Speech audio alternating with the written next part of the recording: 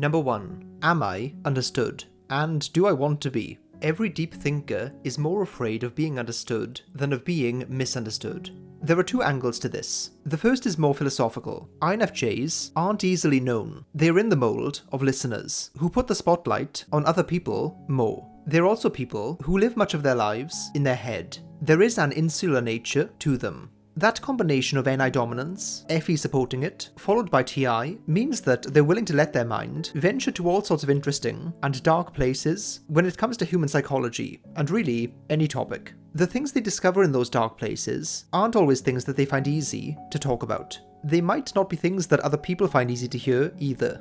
The second angle is more straightforward. They very much dislike miscommunications and misunderstandings. They want to be precise in how they get their points across. So being misunderstood, in the day-to-day and deeper sense, causes them a lot of anxiety. Number 2. Am I truly living? Life is available only in the present moment. In life, there are people who things happen to, and people who happen to things. INFJs are in the latter group. There is an eternal premeditatedness to the INFJ approach. INFJs are planners, but no one ever planned an adventure. And adventure is what many INFJs long for. They want experiences. They want to feel things viscerally rather than feeling things through strange empathetic leaps of imagination. But it isn't easy. To live life is to sometimes just let it happen to you. That is the tricky part. Letting go and being swept along by events. To not know what's coming next. To let go of that urge to predict and preempt. There's an inherent tension that INFJs grapple with. Their desire for excitement and the unfamiliar,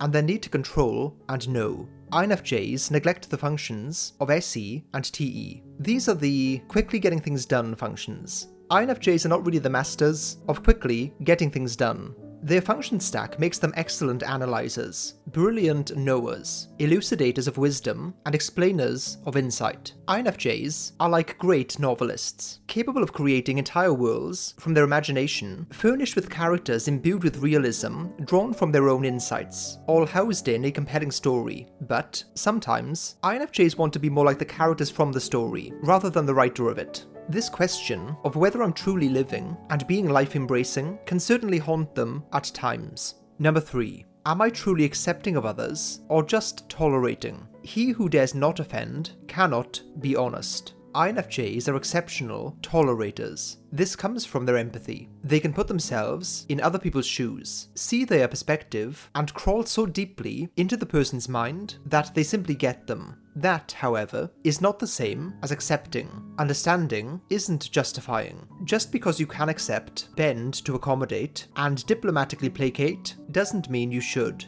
This is why the question, am I truly accepting of others, or am I just tolerating, can become a haunting one for INFJs. It pushes them to reassess the sincerity of their acceptance, and challenges them to stand up for their beliefs, even when it might cause disruption. As such, it's an important part of their growth. If you are not subscribed, that should haunt you.